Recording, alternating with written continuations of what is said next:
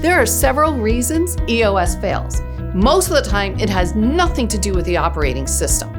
Let me focus on one of the biggies for you, and that is that the executive team does not buy into the new reporting structure. We see it time and time again, and it's why in the Visionary Integrator Catalyst, and we're defining what the integrator is going to look like and do in the job, we make sure that we include all the people who have been reporting to the visionary or the founder or the CEO, whatever you want to call them. And the reason is if we don't have their buy-in, even subconsciously, they're going to sabotage it. So the first thing we do is we gather all those stakeholders together, everybody who had been reporting to the visionary, because if they're implementing EOS Pure, everybody's going to report to the integrator, and only the integrator is going to report to the visionary. So we gather them all together in the room to first define what the visionary's future role is going to look like, because all of these people cannot understand why this visionary isn't going to have time to supervise them. Who wouldn't want to supervise me? I'm awesome. Everybody else can report to the integrator. I'm still going to the visionary. So we have to get everybody's buy-in, and most of the time they can't imagine what the visionary will or should be doing in the future.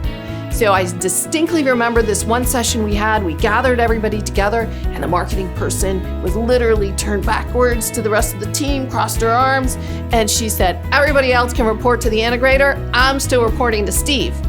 And Steve said, I'm not going to be here. I'm not going to be available for you to report to me. I'm going to call you. And he said, I'll block your calls. Like, this is the deal. You're going to have to report to the integrator. And she was so furious. But I asked her to just bear with us and help understand what Steve's going to be doing in the future that's going to bring more value to the team and what the integrator is going to do. So when the integrator came in, the buy-in from everybody else was tremendous. First, we understood what the visionary was going to do, and then the whole team got to define what the integrator's role was going to be. They all had different preconceptions, head trash, around what they thought the integrator was going to do. They're not there to micromanage you. They're not there to tell you how to do every step of your job.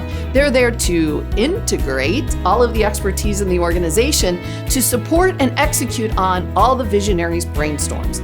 That's what their job is, to get that ball over the goal line. So if we don't have the buy-in of the entire executive team, it could be the perfect integrator. You're setting them up for disaster. Make sure you get everybody's buy-in. The odds of EOS being tremendously successful go up exponentially.